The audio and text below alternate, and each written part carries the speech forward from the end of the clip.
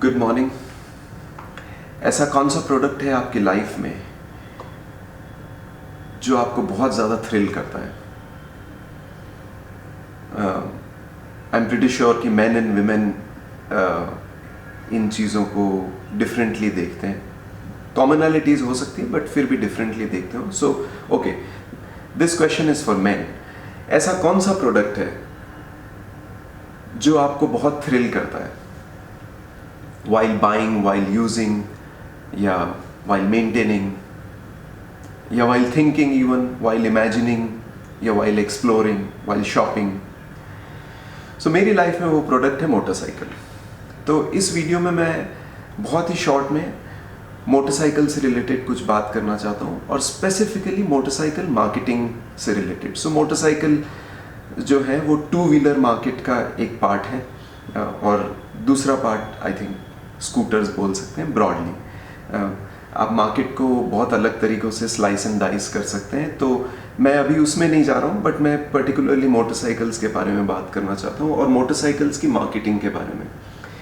पहले ये होता था कि मैं इन चीज़ों के बारे में कभी कभी ब्लॉग करता था, स्पेशली मोटरसाइकिल्स के बारे में, क्योंकि मुझे मोटरसाइकिल्स की कैटेगरी थ्रिल करती है और मैं आज भी मोटरसाइकिल्स चलाता हूँ for most of my purposes. तो मैं उस कैटेगरी को बहुत अच्छे से ट्रैक करता हूँ और काफ़ी सारी चीज़ें एक्सप्लोर करता हूँ मोटरसाइकिल से रिलेटेड, स्पेशली जो मोटरसाइकिल्स इंडिया में अवेलेबल हैं। तो जब भी नए लॉन्चेस होते हैं या कुछ होते हैं तो मैं टेस्ट राइड करने जाता हूँ और देखता हूँ कि वो मोटरसाइकिल कस्टमर्स को, मतलब मोटरसाइकिल राइडर्स को क्या देना चाहती है। सो मोटरसाइकिल्स में दो पहिए होते हैं, पर इस वीडियो के लिए मोटरसाइकिल मार्केट्स को डिस्क्राइब करने के लिए मेरे पास तीन पहिए हैं। That's right. तो वो तीन पहिए कौन से हैं? तो मोटरसाइकिल्स को आप ब्रॉडली तीन तरीक़ों से, या टू व्हीलर मार्केट को, not motorcycles but two wheeler market को आप बोल सकते हैं कि टू व्हीलर मार्केट के पास तीन पहिए हैं।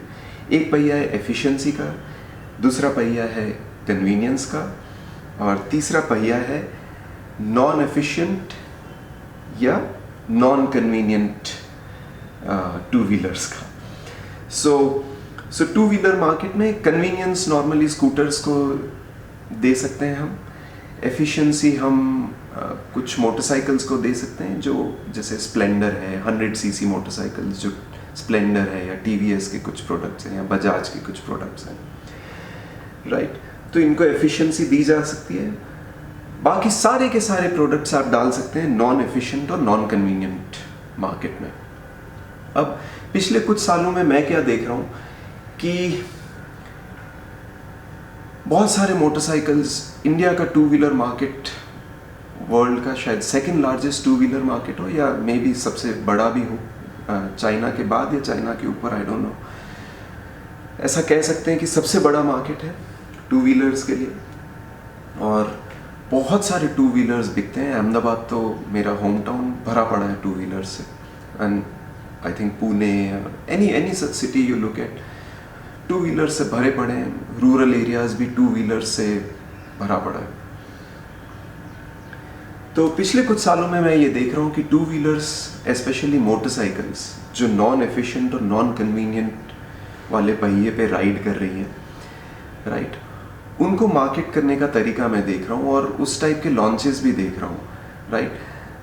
अब मोटरसाइकिल्स वाली जो कंपनीज हैं ऑब्वियसली बहुत कैपिटल इंटेंसिव होती हैं, बहुत सारा पैसा लगता है हर एक मोटरसाइकिल को लॉन्च करने में, उसको मार्केट करने में, उसको अलग अलग जोग्राफिकल एरियाज़ में पहुंचाने में और वहाँ से लोगों को बेचने में। इन सब में बहुत सारा पैसा चाहिए, राइट। तो मैं कहूँगा कि इसलिए भी motorcycle marketing is so important. जो आप मैसेजेस दे रहे हैं मोटरसाइकिल्स के साथ, जिस मैसेज के साथ एक मोटरसाइकिल को आप पिच कर रहे हैं कस्टमर्स को, वो सब बहुत इम्पॉर्टेंट है। Lot of money is riding on it, I would say that. तो पिछले कुछ सालों में जो मैं देख रहा हूँ, तो मुझे ऐसा लगता है कि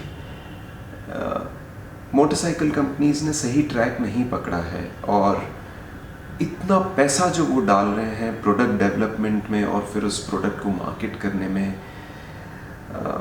मुझे लगता है कि वो ट्रैक सही नहीं है, and they have not been able to take a track और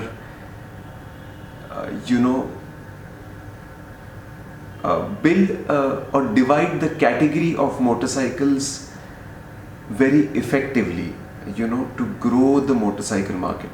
अब आप बोलेंगे कि मोटरसाइकिल मार्केट तो ऑलरेडी ग्रो कर रहा है, इतना बिक रहा है, ये बिक रहा है, मैं वो सब मानता हूँ, राइट. फिर भी जो नॉन एफिशिएंट और non convenient category of motorcycles, जो एक बहुत बड़ा कैटेगरी बनता जा रहा है और जो शायद रॉयल एनफील्ड डोमिनेट भी कर रहा है. अब आप बोलेंगे कि Royal Enfield is not non convenient और it is not non efficient. नहीं, मैं वो सब डिबेट नहीं कर रहा हूँ, ये मेरा तरीका है एनालाइज करने का, इसलिए मैं उसको उस कैटेगरी में डाल रहा हूँ.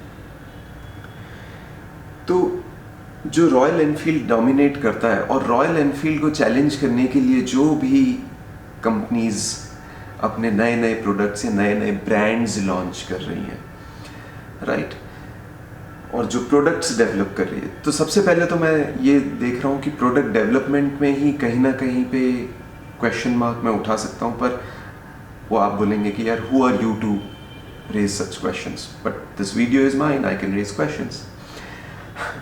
और वैसे भी मैं यहाँ पे फ्रेंड्स नहीं बना रहा हूँ किसी से. अगर मेरा क्रिटिसिज्म हार्श लगे तो कोई बात नहीं, but I am not here to make friends. I am here to lead to certain insights or to discuss certain things on which a lot of money rides and on which my thrill also rides, क्योंकि मुझे thrill मिलता है इन चीज़ों से. So हाँ, तो ये ऐसे प्रोडक्ट्स, ऐसे ब्रांड्स लॉन्च कर रहे हैं जिनमें बहुत सारा पैसा लगता है, बहुत सारा टाइम लगता है, बहुत सारा मैन पावर लगता है, और मुझे नहीं लगता है कि they are hitting their targets appropriately. मुझे नहीं लगता है कि they are thinking correctly about it, right from the product development to the marketing. And मैं एक बार ये मान लूँ कि चलिए प्रोडक्ट डेवलपमेंट वो सही भी कर रहे हैं, एक बार मैं मान लूँ, अज्यूम कर लूँ, फिर भी वो मैसेज में वो मैजिक नहीं है, वो मार्केटिंग में वो मैजिक नहीं है जो कि इनके ब्रांड्स को बड़ा बनाए, जो कि इनकी कैटेगरीज को बड़ा बनाए, जो कि इनकी प्रोडक्ट्स को नंबर 1 तक पहुंचा सके. कुछ चैलेंजर ब्रांड्स भी लॉन्च हुए हैं पिछले कुछ सालों में, जैसे कि बेनेली या कीवे, और भी कुछ चाइनीज़ ब्रांड्स हैं जिन्होंने कोशिश की है कि non single cylinder motorcycles launch करें, पर उनके भी मैसेजेस बहुत वीक हैं. They are unable to make the motorcyclists of India, the enthusiastic motorcyclists of India, to really try these products out with enthusiasm, with a certain thrill. They are unable to attract these kind of motorcyclists towards them, in spite of the fact that their product may have certain ingredients or certain facets which can thrill the Indian motorcyclist. And it is not just the price. This is not just a matter of price. I am talking purely about messaging. तो आप मेरे से पूछेंगे कि वो ऐसा कौन सा मैसेज है जो आपको लगता है कि इन प्रोडक्ट्स को अडॉप्ट करना चाहिए जिससे कि ये प्रोडक्ट ज़्यादा सेल करें या इनकी कैटेगरी बढ़े या ज़्यादा मोटरसाइकिलिस्ट इनको देखने लगे. तो मैं इस वीडियो में आपको एग्जैक्ट मैसेज तो नहीं दे सकता, बट मैं ये ज़रूर बोल सकता हूँ कि जब मैंने Benelli TNT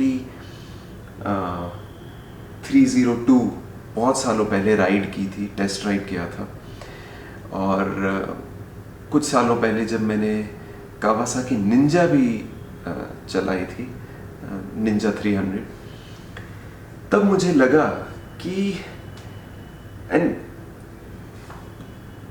late I am risking all of this, or I'm daring to say in this video that even Kawasaki does not have the greatest of messaging. Benelli does not have, in spite of the fact that the TNT 302 had that sort of thing going for it. It could have a great message to be able to sell its product or motorcycles to Indian motorcyclists in greater numbers than it did, and so does Kawasaki Ninja, I believe. Irrespective of the price, let me put it that way, irrespective of the price, they could have sold in far greater numbers if a certain messaging, if a certain positioning, I would say, if they would adopt a certain position. तो और अभी भी वो opportunity है, अभी भी मुझे वो स्पेस दिखती है, राइट? अभी भी मुझे वो स्पेस दिखती है जिसको एक्सप्लोर करते हुए ये कैटेगरी बहुत ज़्यादा ग्रो कर सकती है, जो non efficient, non convenient motorcycles वाला जो मार्केट है. सो कुछ दिनों पहले मैंने एक जस्ट मार्केटिंग से रिलेटेड एक व्यू है जो मैं शेयर करना चाहता हूँ. कुछ दिनों पहले लिंक्डइन पे मैंने एक सीजन मार्केटिंग प्रोफेशनल या एडवर्टाइजिंग प्रोफेशनल को ये बात करते हुए पढ़ा था रादर, कि these days marketing is all about relevance. पर I mean, we can get into debates of such things, and no product can have USPs and so on and so forth. Now, there is a term called USP, there is a term called relevance, and there is a term called position. You cannot, relevance के बारे में मैं ये बोलूँगा कि you cannot be everything for everyone, right? In certain categories, maybe this may hold that a product serves as everything for everyone, but in most categories you'll find that people still perceive certain unique points, or brands still have certain positions in their minds, and therefore certain brands and products dominate the market. Domination is not possible without brands occupying certain uniqueness in the prospect's market, in the prospect's mind. So ठीक है, हम ये सब debate कर सकते हैं, relevance, USPs, positions and this and that, but कुछ brands dominate करते हैं, उसका रीज़न होता है.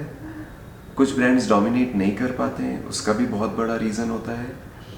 और इसमें एक जो बहुत बड़ा एलिमेंट है वो है मैसेजिंग का, राइट? आपका मैसेजिंग हमेशा रेलेवेंस की तरफ नहीं जा सकता.